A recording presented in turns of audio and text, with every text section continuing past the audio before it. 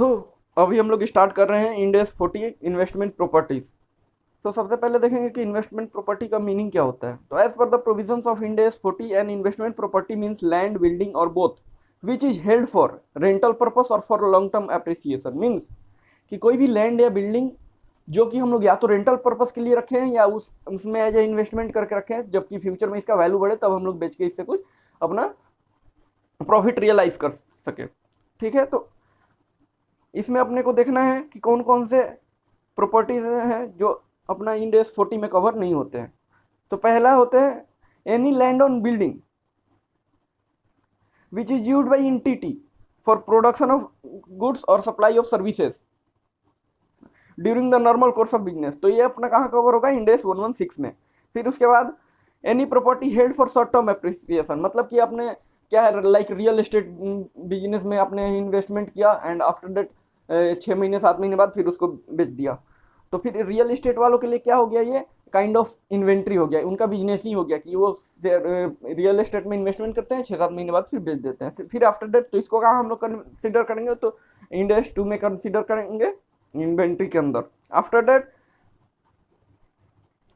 कोई भी प्रॉपर्टी जो हेल्ड फॉर सेल है तो उसको हम लोग इंड एस 105 में कवर करेंगे, non current assets held for sale. जहां भी आ जाएगा प्रॉपर्टीज हेल्ड फॉर सेल तो उसको हम लोग इंड एस 105 में कवर करेंगे। फिर इसके बाद नेक्स्ट आता है if any property is held under construction by contractor then it will be discussed under Ind AS 115 revenue from customer. फिर कोई भी ऐसा कोई भी प्रॉपर्टी जो अभी अंडर प्रोडक्शन है, सॉरी अंडर कंस्ट्रक्शन है, तो उसको हम लोग इंड एस 115 में देखेंगे। कोई भी एग्रीकल्चर एक्टिविटीज के लिए हम लोग के पास लैंड है तो उसको हम लोग इंड एस 41 में कवर करेंगे। अगर कोई भी लैंड का use extraction of minerals oils के लिए होता है या फिर आयरन ओर्स के लिए होता है ऐसे, तो इन सबको हम लोग इंड एस 106 में कवर करेंगे। ठीक है, तो बेसिकली इंड एस 40 में अपने क्या कवर करते हैं, रेंटल पर्पस या फिर लॉन्ग टर्म अप्रिसिएशन। तो अपना एक नया इंस्टीट्यूट की तरफ से अमेंडमेंट आया है एंड वो इसके लिए इंड एस 116 आया है लीजेस के ऊपर। तो लीज कब लगता है, जब हम अपने प्रॉपर्टी को लीज पे देते हैं, देन आफ्टर दैट उससे जो इनकम अपने जनरेट करते हैं तो वो काइंड ऑफ लीज होता है। तो इसके चलते end AS 40 and end AS 116 में रिलेशन है, तो उसको यहाँ पे सबसे पहले हम समझेंगे। तो अपने यहाँ पे देखेंगे कि इंड एस 40 और इंड एस 116 में क्या रिलेशन है। तो as per the provisions, rental income can be earned as per terms and condition in lease agreement which is earned into by the parties। मतलब कि रेंटल इनकम हम इनकर कर सकते, जो भी है अर्न कर सकते हैं, जो कि लीज एग्रीमेंट का टर्म्स एंड कंडीशंस होगा। तो उसके बाद क्या देखेंगे, a lease agreement can be classified under 2 headings as follows. तो लीज क्या हो सकते हैं, 2 तरीके के हो सकते हैं, या तो ऑपरेटिंग लीज होंगे या फिर तो फाइनेंसिंग लीज होंगे। फिर यहाँ पे आता है ऑप्शन कि जब भी लीज क्रिएट होता है, लीज एग्रीमेंट क्रिएट होता है, तो उसमें 2 पार्टी होते हैं, एक तो होता है लेसर, दूसरा होता है लेसी। उसको बोल सकते हैं supplier and other one lessee को बोल सकते हैं कस्टमर। ठीक है, फॉर अंडरस्टैंडिंग पर्पज। सो जब सप्लायर करेगा तो सप्लायर के लिए ये इन्वेस्टमेंट प्रॉपर्टी है रेंटल पर्पस के लिए, तो जब उसका इन्वेस्टमेंट प्रॉपर्टी का वो अकाउंटिंग करेगा तो वो एज पर इंड एस 40 करेगा, लेकिन जब वो लीज रेंटल के लिए अकाउंटिंग करेगा तो उसको 116 के अकॉर्डिंग करना होगा। Whereas in the case of lessee, lessee क्या करेगा, जब ऑपरेटिंग लीज में लेगा तो ऑपरेटिंग लीज में तो लेसी के पास तो प्रॉपर्टी ट्रांसफर होता नहीं है, तो उसके लिए कुछ ऑप्शन नहीं है। एंड देन अगर वो लीज और उसके लिए जो लीज रेंटल पे करेगा उसका अकाउंटिंग वो इंड एस 116 के अकॉर्डिंग करेगा। ठीक है, फिर इसके बाद अपने नेक्स्ट देखते हैं फाइनेंस लीज। फाइनेंस लीज में भी यहाँ पे भी 2 पार्टियां हैं। तो सबसे पहले लेसर क्या करेगा, जो फाइनेंस लीज में क्या होता है, अपना एसेट्स ट्रांसफर हो जाता है, तो लेसर अपना बुक्स में से जब assets lease agreement finance lease में एग्रीमेंट करेगा तो अपना बुक से डी रिकॉग्नाइज कर देगा, और लेसी क्या करेगा, लेसी अपना बुक्स में रिकॉग्नाइज कर लेगा। ठीक है, तो लेसर डी रिकॉग्नाइज करने के लिए अपना बुक्स में एक एंट्री पास कर लेगा, lessee account debit to investment property. और फिर जो लीज रेंटल आएंगे उसके इनकम्स के लिए वो एज पर इंड एस 116 के अकॉर्डिंग वो अपना बुक्स में एंट्री करेगा। फिर यहाँ पे लेसी के बुक्स में क्या होगा, लेसी के बुक्स में तो फिर उसके पास एसेट्स का राइट ट्रांसफर हो जाता है फाइनेंशियल लीज में। तो इस केस में वो क्या करेगा, वो अपने बुक्स में प्रॉपर्टी को रिकॉग्नाइज करेगा। तो इसको रिकॉग्नाइज करने के लिए क्या करेगा, property account debit to lessor account. और उसका एक ट्रीटमेंट कैसे करेगा, as per Ind AS 16। And जो लीज रेंटल है उसका ट्रीटमेंट कैसे करेगा, as per Ind AS 116 according to leases. So अगर जो लेसी है वो फिर किसी को सबलीज करता है, तो अगर वो ऑपरेटिंग लीज है तो फिर प्रॉपर्टी का treatment as per Ind AS 16 करेगा, और जो लीज रेंटल है उसका इंड एस 116। लेकिन अगर फिर फाइनेंशियल लीज में करता है तो वो फिर अपना प्रॉपर्टी को वो भी रिकॉग्नाइज करेगा, जो सब लेजी है वो अपना बुक्स में प्रॉपर्टी को रिकॉग्नाइज कर लेगा। एंड फिर जो अकाउंटिंग है वो एज पर इंड, जो प्रॉपर्टी का अकाउंटिंग है वो एज पर इंड एस 40 चलते रहेगा। फिर बहुत सारे इश्यूज हैं, जैसे कि पहला है मिक्स्ड प्रॉपर्टी। जैसे कि मान लीजिए एक सेकंड फ्लोर, एक बिल्डिंग है उसमें 3 फ्लोर है। फर्स्ट फ्लोर पे वो रेंटल पर्पस के लिए है, सेकंड फ्लोर पे खुद रहता है, थर्ड फ्लोर पे उसके ऑफिस के लिए उसका रेसिडेंशियल उसका कॉर्पोरेट ऑफिस है। तो क्या करेगा इस केस में, इस केस में दो हो सकते हैं। पहला अगर मिक्स प्रॉपर्टी सेपरेबल है, दूसरा मिक्स प्रॉपर्टी सेपरेबल नहीं है। तो अगर मिक्स प्रॉपर्टी सेपरेबल है तो जहां मिक्स प्रॉपर्टी सेपरेबल है तो जितना पार्ट उसका एज पर इन्वेस्टमेंट पर्पस रखा है, रेंटल इनकम के लिए रखा है, तो उसको as per Ind AS 40 treat करेंगे, बाकी को उसके पर्टिकुलर हेड के पर्टिकुलर यूएस के अकॉर्डिंग उसको ट्रीटमेंट करेंगे। अगर नहीं सेपरेबल है तो इस केस में दो होते हैं, या तो सिग्निफिकेंट पोर्शन बिजनेस में यूज हो रहा होगा या इनसिग्निफिकेंट पोर्शन यूज हो रहा होगा। दो, जिस केस अगर इनसिग्निफिकेंट हो रहा है तो इंड एस 40 लगेगा। अगर प्रॉपर्टी इनसेपरेबल है तो अगर सिग्निफिकेंट बिजनेस में यूज हो रहा है तो उस पर इंड एस 16 लगेगा, अगर इनसिग्निफिकेंट हो रहा है तो इंड एस 40 लगेगा। अब सिग्निफिकेंट का मतलब क्या है, तो सिग्निफिकेंट के लिए हम लोग मानेंगे 20% और मोर, ठीक है, और इनसिग्निफिकेंट के लिए लेस देन 20%। नेक्स्ट है इस if property is let out to employees of companies on rent. अगर प्रॉपर्टी को हम लोग रेंट पर कंपनी के एम्प्लॉय को लेट आउट किए हैं तो इस केस में हम लोग इसका treatment as per Ind AS 16 करेंगे पीपीई के अकॉर्डिंग, ठीक है। एंसिलियरी सर्विस, एंसिलियरी सर्विस की मतलब कि जैसे मेरे पास प्रॉपर्टी है तो उसके साथ में कुछ मेंटेनेंस चार्जेस, मेंटेनेंस सर्विसेज ये सब भी प्रोवाइड करते हैं, ये सिक्योरिटी सर्विसेज। तो इस केस में भी इन्वेस्टमेंट प्रॉपर्टी को as per Ind AS 40 treatment करेंगे, ठीक है। आफ्टर दैट इसका कुछ एक्सेप्शंस है एंसिलियरी सर्विस का, जैसे कि in hotel industry hotels also provide this services to their guest customers but in there it is their business so we will apply Ind 16 on hotels. तो hotels के case में क्या है, hotels के case में वो भी जैसे एंसिलियरी सर्विस ही प्रोवाइड करते हैं लेकिन उनका ये मेन बिजनेस है, तो इस केस में हम लोग इंड 40 नहीं लगा के इंड 16 लगाएंगे, जो कि है प्लांट प्रॉपर्टी एंड इक्विपमेंट के लिए। नेक्स्ट है लैंड विथ अनडिटरमाइंड यूज। तो मतलब कि मैंने एक लैंड परचेज कर लिया, उस पर अभी मेरा कोई, मैं श्योर नहीं हूँ कि उस पर बिजनेस करूंगा या फिर क्या करूंगा, तो उसको हम लोग इंड 40 के अकॉर्डिंग कंसीडर करेंगे। फिर नेक्स्ट आता है transaction of leases in consolidated financial statement और lease transaction within group. मतलब कि मान लीजिए एक होल्डिंग कंपनी है, उसकी 2 सब्सिडरी कंपनी है, तो होल्डिंग कंपनी से एक सब्सिडरी कंपनी ने लीज पे ले लिया, देन वो दूसरी कंपनी को लीज पे दे दिया, तो इस केस में क्या होगा। तो पहले अगर lease if lease transactions are undertaken within group then this transaction shall get eliminated in consolidated financial statement. मतलब अगर विद इन ग्रुप में ही घूम रहा है तो ये जब हम कंसोलिडेटेड फाइनेंशियल स्टेटमेंट बनाएंगे तब इसको कंसीडर नहीं करेंगे। लेकिन अगर मान लीजिए एक होल्डिंग कंपनी है, 2 सब्सिडरीज है, और जो लास्ट होल्डिंग कंपनी से एक सब्सिडरी कंपनी ने लीज पे लिया, दूसरी सब्सिडरी कंपनी इसको लीज पे दे दिया, एंड जो दूसरी सब्सिडरी कंपनी ने लीज पे लिया अगर उसने किसी बाहर की पार्टी को मतलब थर्ड पार्टी को लीज पे सब लीज कर दिया, तो इस केस में फिर क्या करेंगे हम लोग इंड 40 लगाएंगे इन सीएफएस, क्योंकि वो as kind of Ind AS a investment property हो गया, ठीक है। इसके बाद आपने तो देख लिया कि इन्वेस्टमेंट प्रॉपर्टी किसको कहेंगे किसको नहीं कहेंगे। फिर अगर ये जब डिटरमाइन हो गया कि इन्वेस्टमेंट प्रॉपर्टी बोलेंगे किसको, तो फिर इसके बाद देखेंगे कि इसका बुक्स में रिकॉग्निशन कैसे होगा। तो 2 तरीके से हो सकता है। पहला तो अगर वो एक्चुअल ऑनर है, एक्चुअल ऑनर मीन्स कि उसने ही प्रॉपर्टी या तो परचेज किया होगा या तो कैश में क्रेडिट किया होगा या क्रेडिट में कैश में परचेज किया होगा या क्रेडिट में परचेज किया होगा या खुद से बनाया होगा या फिर कुछ एसेट्स के बदले एसेट्स परचेज किए होंगे।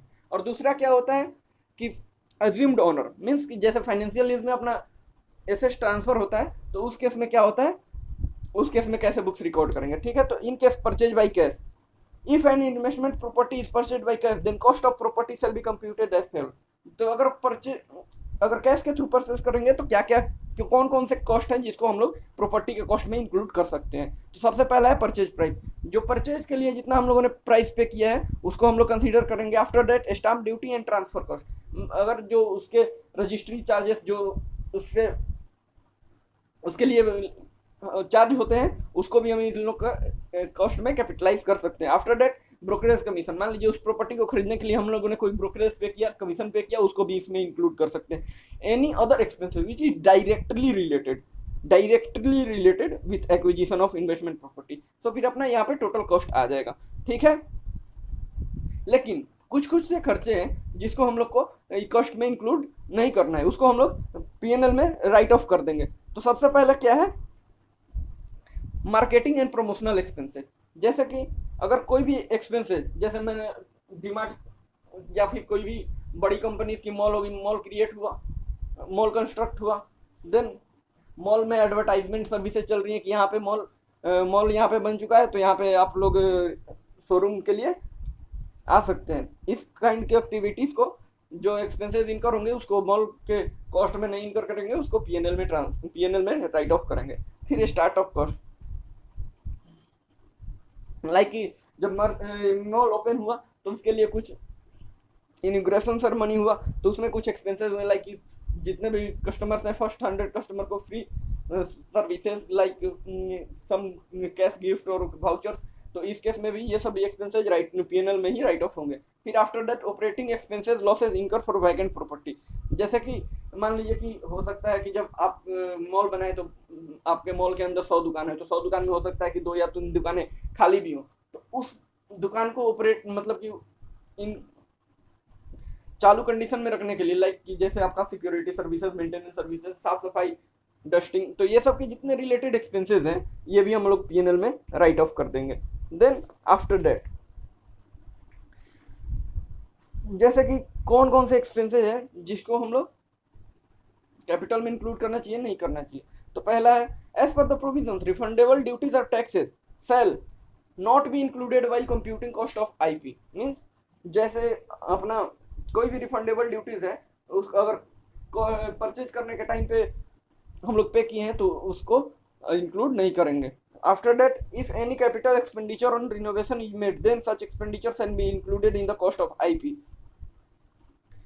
रिनोवेशन में include expenses on flooring, walls, ceiling ETC, मतलब कि अगर जैसे हम लोग का लेट आउट दिए हुए हो गया 10 साल के बाद हम लोगों ने क्या देखा कि अभी मार्केट में चेंजेस आ रहे हैं। पहले था अपना लोग ये सीमेंटेड फ्लोरिंग था, अभी टाइल्स का डिमांड है, तो हम लोग ने टाइल्स के लिए फ्लोरिंग कराया, तो उस पर जो कैपिटल एक्सपेंडिचर किया उसको हम लोग कॉस्ट ऑफ प्रॉपर्टी में ऐड कर सकते हैं, ठीक है। तो इसके लिए क्या करेंगे, investment property account debit to bank cash जो भी, ओके। फिर अपने पास नेक्स्ट आता है self construction on of investment property. तो अगर हम लोग सेल्फ कंस्ट्रक्ट करेंगे तो क्या होगा, तो जब इन्वेस्टमेंट प्रॉपर्टी को कंस्ट्रक्ट करना होगा तो पहले लैंड लगेगा, तो परचेज प्राइस ऑफ लैंड, तो लैंड के लिए क्या कर सकते हैं, लैंड का जितना प्राइस होगा उसके ऊपर कुछ ब्रोकरेज कमीशन पे किए होंगे। फिर आफ्टर दैट उसके रजिस्ट्री के लिए कुछ लीगल एक्सपेंसेज, स्टाम्प ड्यूटी जो भी हुआ हो गया, and any expenses direct related to that, तो वो फिर अपना परचेज प्राइस ऑफ लैंड हो गया। After that stamp duty, brokerage commission, फिर expenditure on development like material labour overhead, मतलब कि मटेरियल कुछ लगा होगा, कुछ लेबर्स के लिए चार्जेस पे होंगे, कुछ ओवरहेड्स भी हुए होंगे, मेंटेनेंस चार्जेस, ऐसा समथिंग, सिक्योरिटी सर्विसेज, तो वो सब जो भी वो डायरेक्टली रिलेटेड है तो उसको भी हम लोग कॉस्ट में इंक्लूड करेंगे for the case of self construction.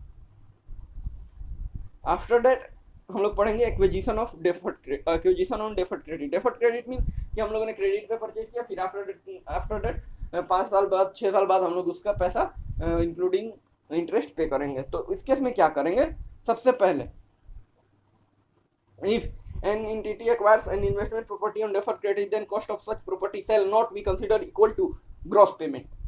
Means मान लीजिए आपने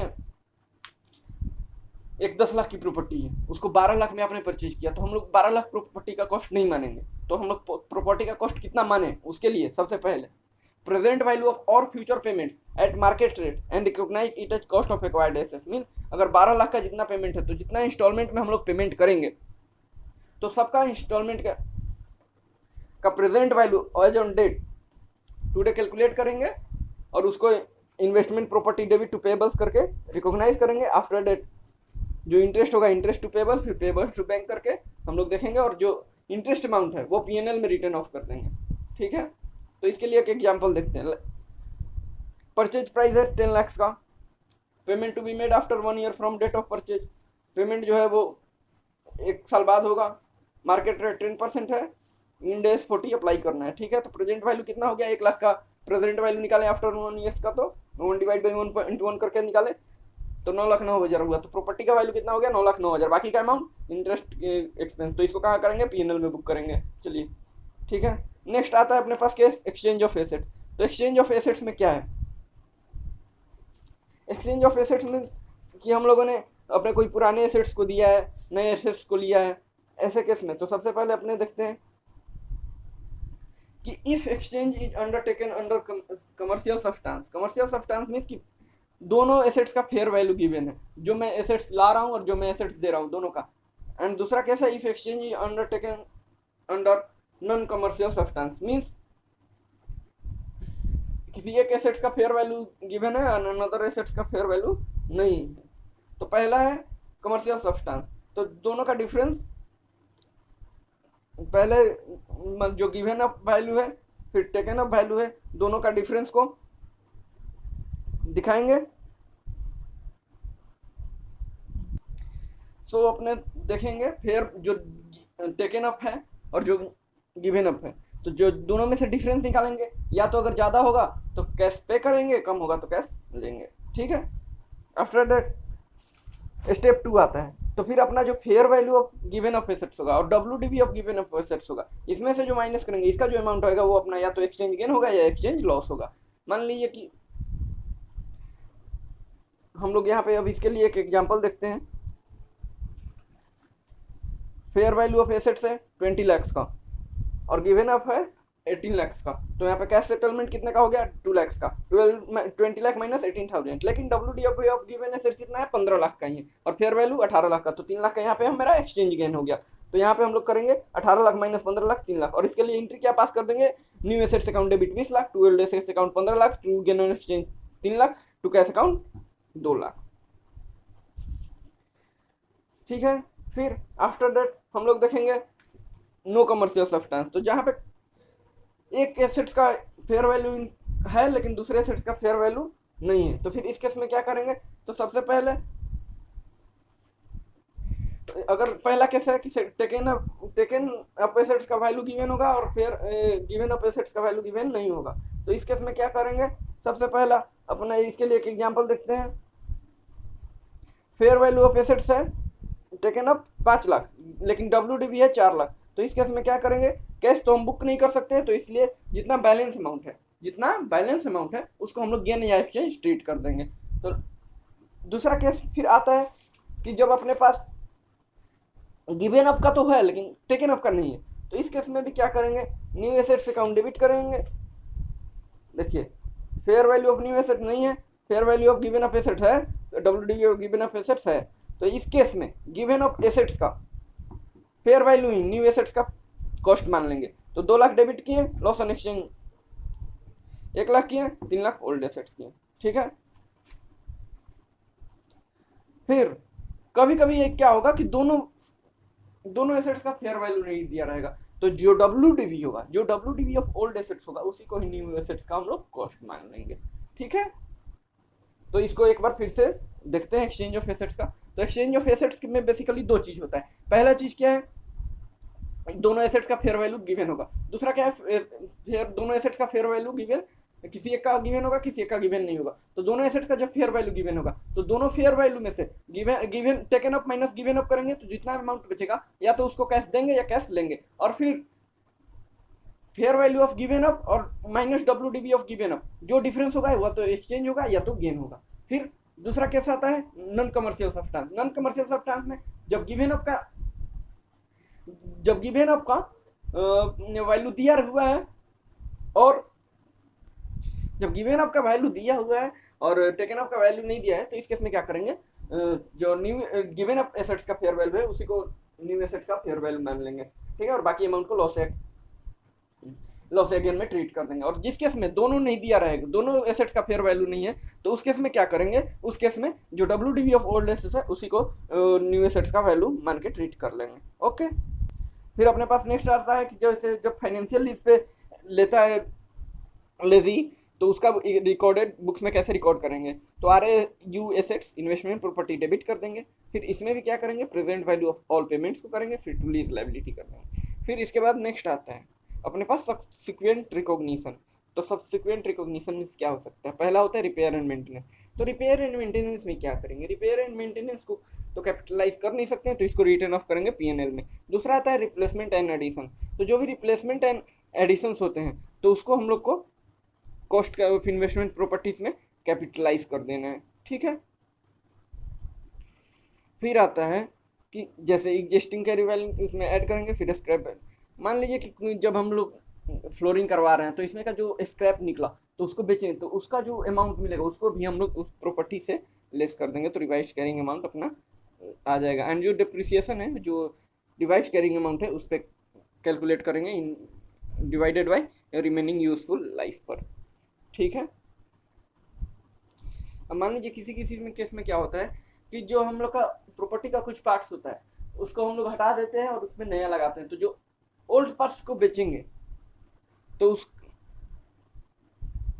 उसको अपना डिरिकॉग्नाइज करेंगे। उसके बाद जो नया एसेट्स आएगा उसको रिकॉग्नाइज करेंगे। तो डिरिकॉग्नाइज करने के लिए क्या करेंगे, एंट्री पार बैंक अकाउंट डेबिट में उसके सेल करने पे जो प्रॉफिट एंड लॉस होगा वो करेंगे, उसका ट्रीटमेंट करेंगे, या तो डेबिट या क्रेडिट टू ओल्ड एसेट। फिर न्यू एसेट्स आएगा तो न्यू एसेट्स टू बैंक, ठीक है। तो यहाँ तक हम लोग कंप्लीट कर चुके हैं। इसके बाद हम लोग पढ़ेंगे कि इन्वेस्टमेंट प्रॉपर्टी का मेजरमेंट कैसे होता है, ठीक है।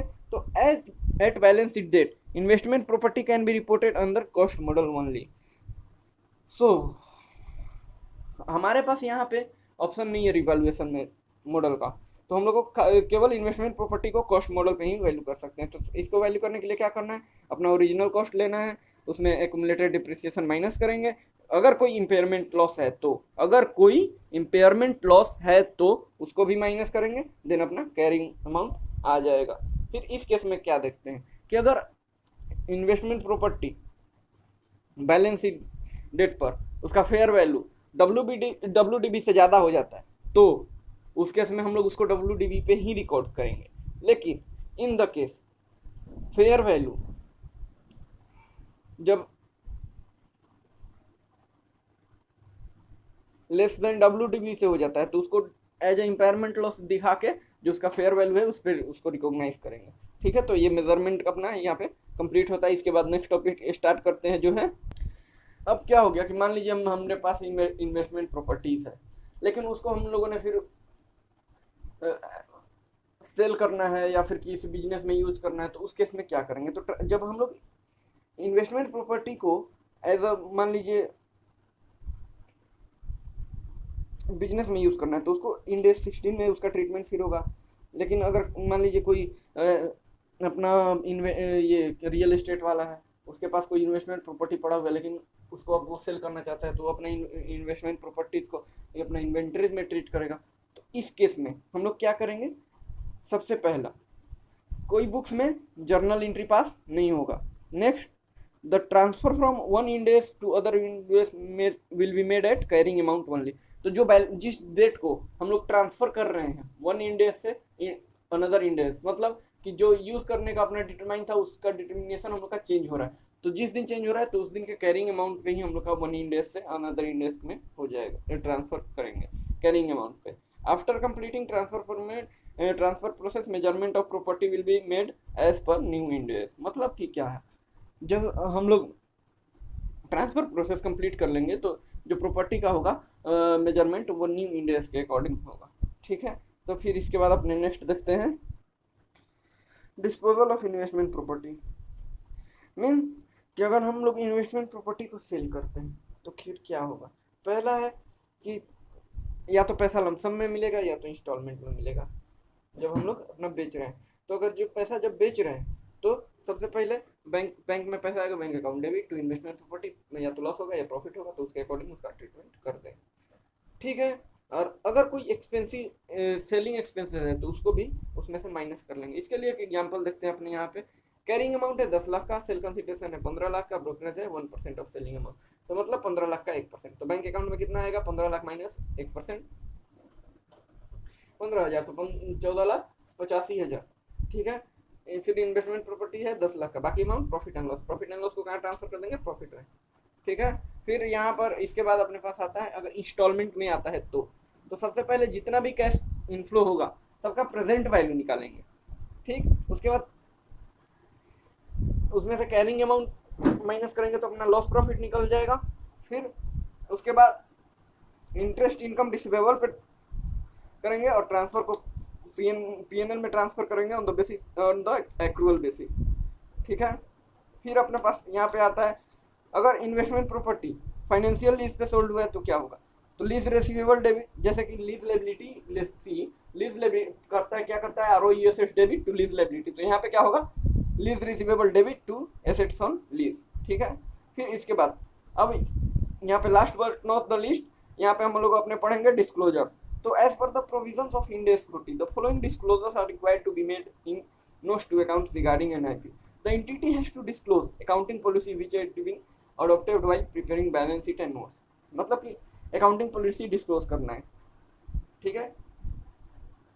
The model of depreciation, the method of depreciation, मतलब कि SLM फॉलो हुआ है, WDV फॉलो हुआ है, कौन सा फॉलो हुआ है। ठीक है। फिर the entity should also disclose the amount of expenditure has been incurred on replace, मतलब जो कैपिटल एक्सपेंडिचर हुआ है उसको भी अपना शो करना है। ठीक है। फिर इसके बाद if any disposal has been made, मतलब कि कोई भी इन्वेस्टमेंट प्रॉपर्टी को हम लोग सेल किए हैं तो उसको भी दिखाना है। ठीक है।